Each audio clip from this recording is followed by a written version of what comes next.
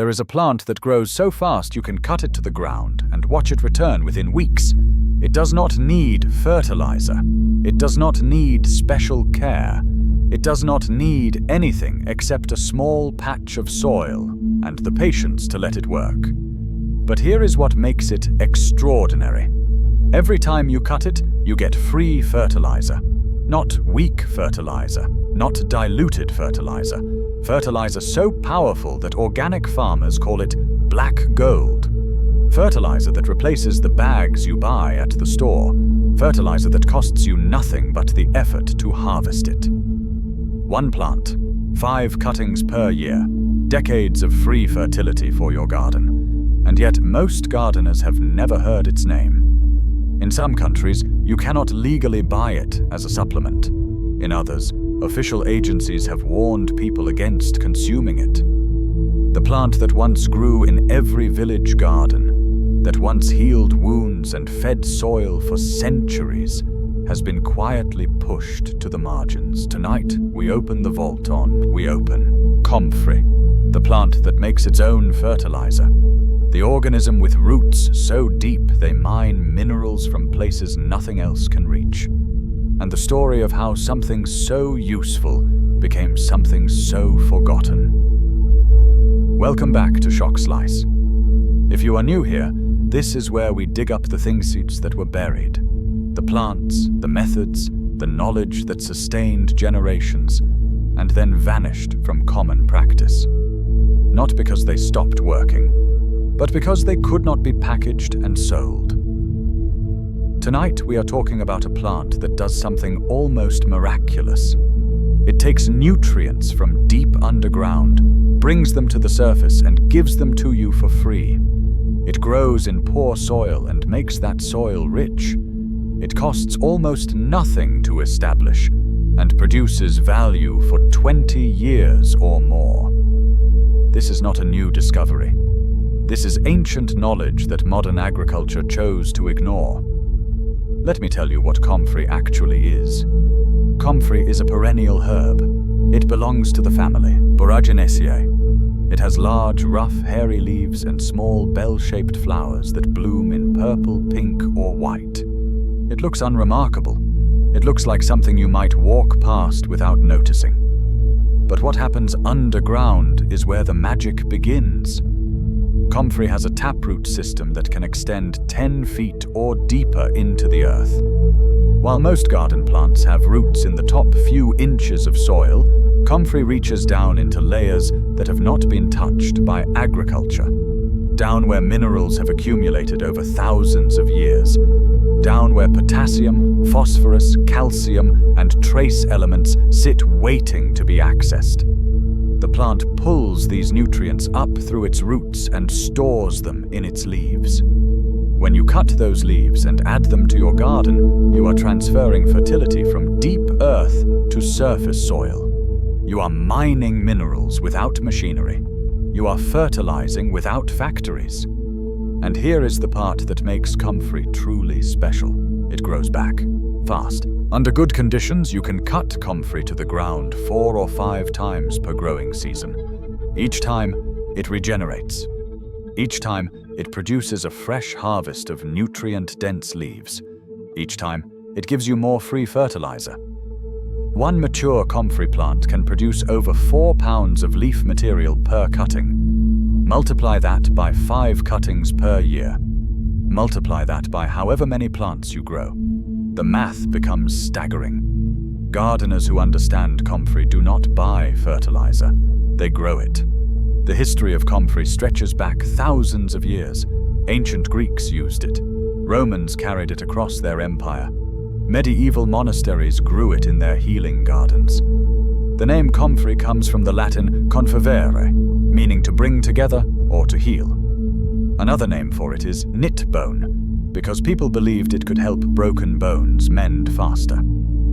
For centuries, comfrey was one of the most valued plants in European herbalism. People made poultices from its leaves to treat wounds, bruises, sprains, and inflammation. They drank teas made from its roots.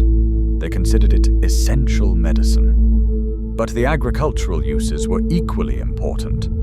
Farmers discovered that Comfrey made extraordinary animal feed. Chickens, pigs, rabbits, and cattle all thrived on comfrey leaves. The protein content rivals alfalfa. The mineral content exceeds most other forage crops. Animals fed on comfrey grew strong and healthy, and when farmers composted comfrey or used it as mulch, they noticed something remarkable. Their soil improved. Their other crops grew better. The garden beds where comfrey was added became more productive year after year.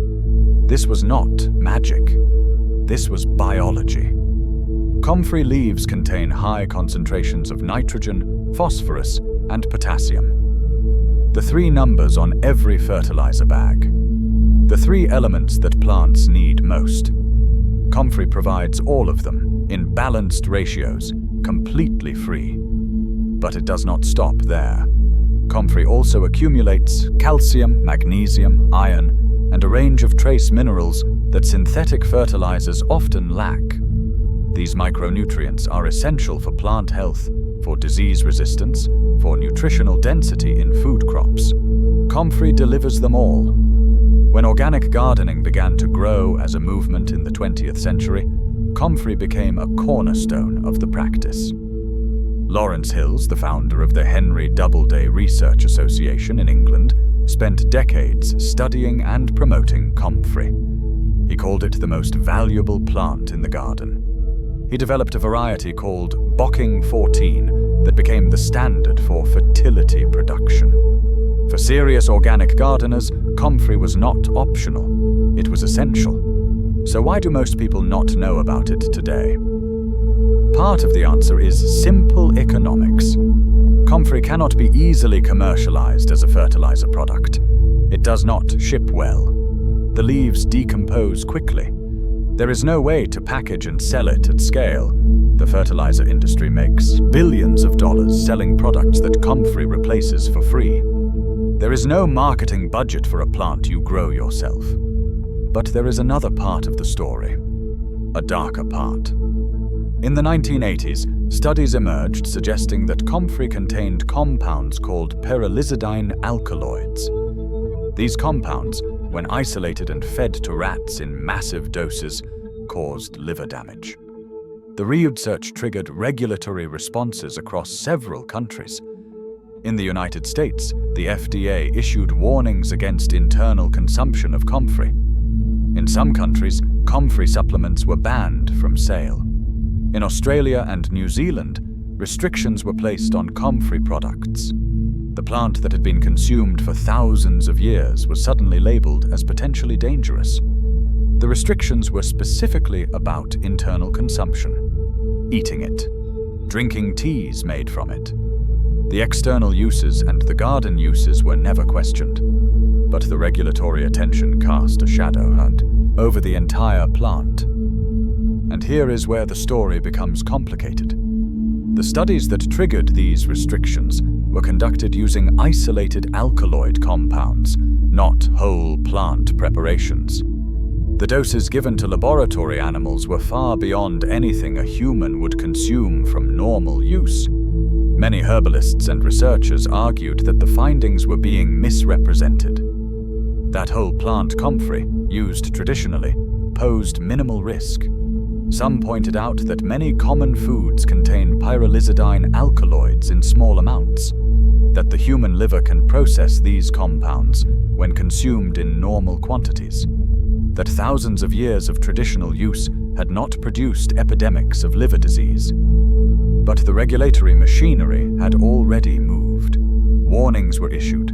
Products were pulled from shelves. A plant that had been medicine and fertilizer for millennia became something people were afraid to touch. The timing was convenient for certain industries. Pharmaceutical companies were developing synthetic alternatives to traditional herbal remedies. The supplement industry was growing, and regulation was tightening. A plant that anyone could grow in their backyard, that required no processing, that could not be patented or controlled, was not useful to these commercial interests. This is not conspiracy. This is economics. When something free competes with something profitable, the profitable thing finds ways to win. Today, Comfrey exists in a strange limbo. Serious gardeners know it. Permaculture practitioners revere it. Organic farmers rely on it. But mainstream gardening culture has largely forgotten it. The seed catalogues that once featured Comfrey prominently now barely mention it. The gardening shows that teach people how to grow vegetables rarely discuss the plant that could fertilize those vegetables for free. Meanwhile, gardeners continue buying bags of fertilizer. They continue spending money on products that Comfrey produces naturally. They continue feeding a system that profits from their lack of knowledge. If you want to grow Comfrey, here is what you need to know. Start with the right variety. Bocking 14 is the standard choice for fertility production. It is a sterile hybrid, meaning it does not spread by seed. This is important because Comfrey can become invasive if you plant varieties that self-seed. Bocking 14 stays where you plant it and spreads only slowly through root division. Plant it once and it will produce for 20 years or more. It tolerates poor soil, partial shade, and neglect. It survives drought once established. It requires almost no maintenance. Harvest by cutting the leaves when they reach full size, typically 2 to 3 feet tall. Cut them about 2 inches above the ground. The plant will regrow in 4 to 6 weeks. You can repeat this process 4 or 5 times per growing season. Use the leaves in multiple ways. Chop them and add them directly to compost piles. They accelerate decomposition and add nutrients. Lay them as mulch around fruit trees and garden beds. They suppress weeds and feed the soil as they break down. Steep them in water to make liquid fertilizer. 2 pounds of leaves in 5 gallons of water, left for 3 to 6 weeks, produces a nutrient tea that rivals any commercial product. The smell of Comfrey tea is powerful. This is not a pleasant process, but the results speak for themselves. Some gardeners dig Comfrey leaves directly into planting holes before setting transplants. The leaves decompose quickly and release nutrients exactly where the young plants need them. This technique works particularly well for heavy feeders like tomatoes, squash, and peppers. Others use Comfrey as a chop-and-drop mulch throughout the growing season. Cut the leaves and lay them on the soil surface around your crops. They break down within weeks, feeding the soil biology and releasing nutrients. No bagging, no transporting, just cut and drop. The more you cut Comfrey, the more it produces. Unlike most plants that weaken with repeated harvest, Comfrey responds to cutting by growing more vigorously. It is a plant that rewards use. One caution: Comfrey can be difficult to remove once established. The deep taproot regenerates from even small fragments left in the soil. Plant it where you want it to stay permanently. Consider this a feature, not a bug. You are installing a permanent fertility system. The industrial agricultural system spends billions convincing farmers and gardeners that they need external inputs, that they must buy fertility in bags, that they cannot produce without purchasing products. Comfrey tells a different story. It tells the story of a plant that creates abundance from neglect, that mines minerals from deep earth and offers them freely, that grows where other plants struggle and produces value where others produce nothing. For centuries, people understood this. They grew Comfrey because it made everything else grow better. They valued it because it reduced their dependence on external systems. Then we forgot. We forgot because forgetting was profitable for someone else. We forgot because the knowledge was not packaged and marketed. We forgot because the systems that teach us about gardening are influenced by the systems that sell us gardening products. But the plant did not forget. It kept growing. It kept producing. It kept waiting for people to remember what it offers. Now you know, a plant that makes free fertilizer, a plant with roots deeper than anything in your garden. A plant that produces 4 or 5 harvests per year for 2 decades or more. It has been growing quietly this whole time, in neglected corners, in the gardens of those who remember, waiting for more people to learn its name. The question is not whether Comfrey works. Thousands of years of history and countless gardeners today confirm that it does. The question is why you have not been growing it, and that is where tonight's vault closes. If this changed how you see fertility and what your garden could produce for free, subscribe. Share this with someone who spends money on fertilizer they could grow themselves.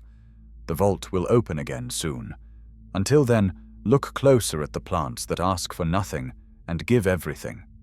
They have been waiting for you to notice.